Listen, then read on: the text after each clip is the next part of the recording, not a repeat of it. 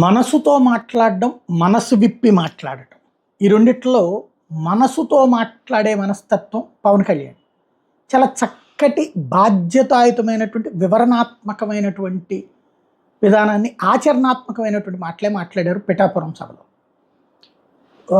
కొన్ని సమస్యలు వెంటనే మొన్నగది గెలిచారు, రోడ్లు అని కొంతమంది, లేకపోతే డ్రైనేజీల సమస్య అని కొంతమంది, మంచినీళ్ళ సమస్య అని కొంతమంది చెప్పినప్పుడు అవన్నిటిని నోట్ చేసుకుని చాలా బాధ్యతాయుతంగా మనం ఒక్క రోజులో అవేవి చేస్తాం.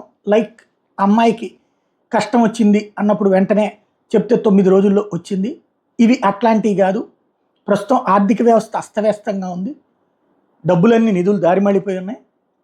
ఇట్లాంటి సందర్భంలో సెటరేట్ చేయడానికి కొంత సమయం పడుతుంది, అందుకోసం ఆగుదాం, కొంత టైం తీసుకుందాం, బట్ అన్నీ పరిష్కరిస్తా అన్నటువంటి విషయాన్ని చెప్పుకొచ్చారు. అదే సందర్భంలో ఏది కూడా మాట తప్పే ప్రసక్తే లేదు, బాధ్యతాయుతంగా చేస్తాను, పిఠాపురంలో 3 ఎకరాలు కొన్నా, నేను ఇక పిఠాపురం వాస్తవ్యుణ్ణి అన్నటువంటి విషయాన్ని తేల్చి చెప్పారు పవన్ కళ్యాణ్. తద్వారా చాలా బాధ్యతాయుతమైనటువంటి మాటలు మనసుతో మాట్లాడుకొచ్చారు.